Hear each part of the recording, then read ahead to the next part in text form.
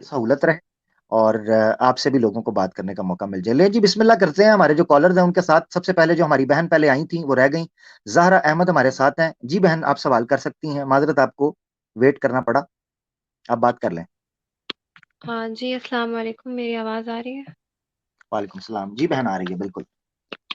مجھے بس ایک چھوٹا سا سوال یہ پوچھنا تھا کہ انڈیا میں رہتے ہوئے ہمارے آس پاس بہت سے ہندو بھی سب رہتے ہیں، تو مجھے مفتی صاحب سے پوچھنا تھا کہ میری بہت سی دوستیں ہیں جن کی اسکول میں ہندو دوستیں ہیں، تو میں نے سنا تھا میرے والد صاحب بھی مفتی ہیں، وہ بھی سب بتاتے ہیں کہ کافروں کو دوست نہیں بنانا چاہیے.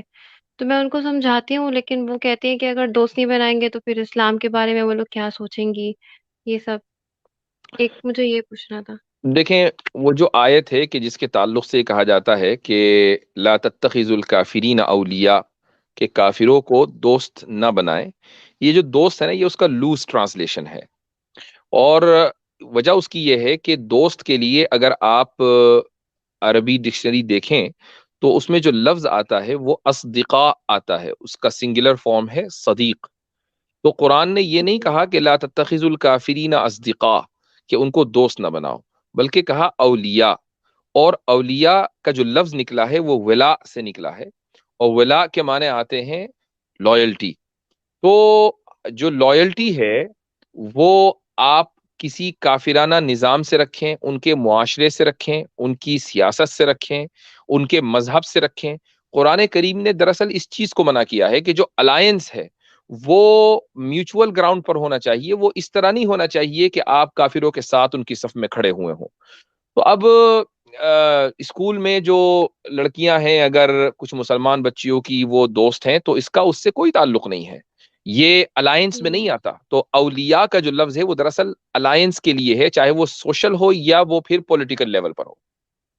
ہوں، جی زبردست. بہتر ہے. اس میں آیت اور بہن مجھے آپ لے سکتے ہیں. حضرت نے جو بات کی ہے اس میں آپ ایک آیت جی بھی اکثر ذکر کرتے ہیں ہم لوگ کہ سورہ ممتحنہ کی جی آیات ہیں.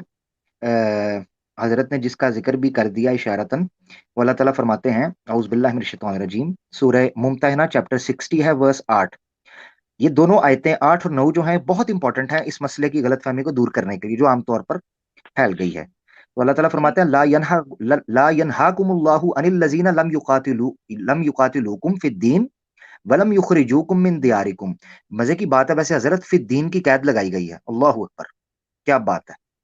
لا ينهاكم الله عن الذين لم يقاتلوكم في الدين ولم يخرجوكم من دياركم ان تبروهم وتقسطوا اليهم ان الله يحب المقسطين. اللہ فرماتے ہیں جن لوگوں نے تم سے دین کے بارے میں لڑائی نہیں لڑی اور تمہیں جلا وطن نہیں کیا، ان کے ساتھ سلوک و احسان کرنے اور منصفانہ بھلے برتاؤ کرنے سے اللہ تمہیں نہیں روکتا، بلکہ اللہ تعالیٰ تو انصاف کرنے والوں سے محبت کرتا ہے.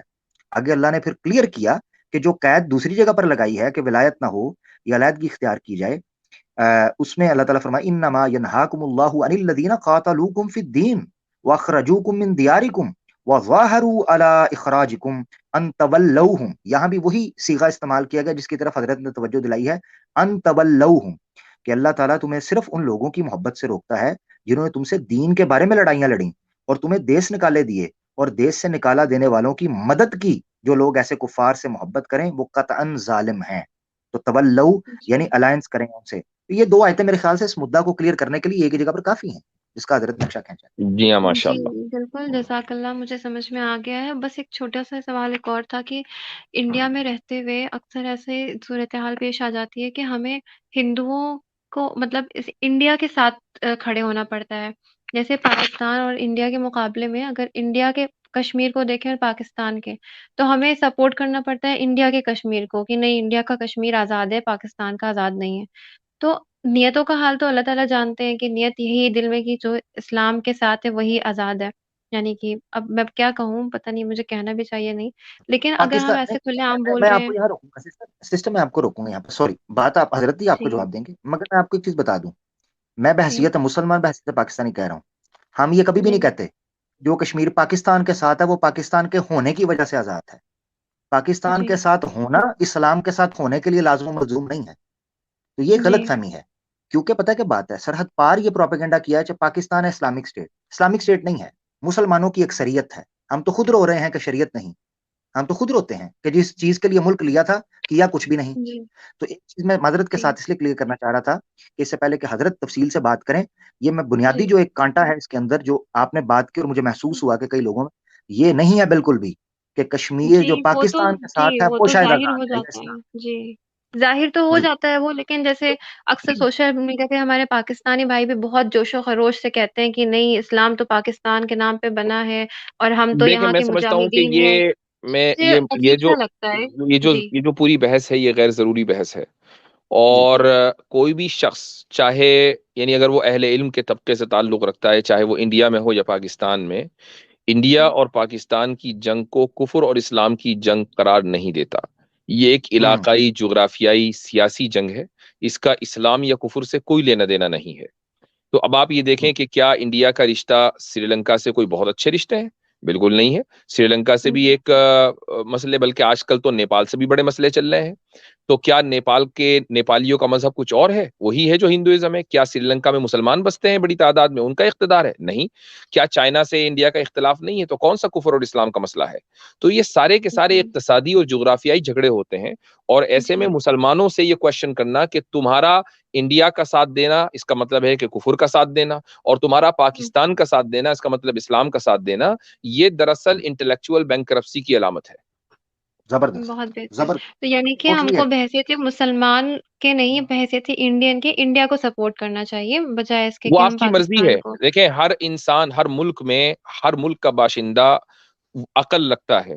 میں مثلا امریکہ میں رہتا ہوں اور میں انڈین سٹیزن نہیں ہوں، لیکن اس کا مطلب یہ نہیں ہے کہ میں امریکہ کی گورنمنٹ کی ہر پالیسی کو پر آمنا صدق نہ کرتا پھروں.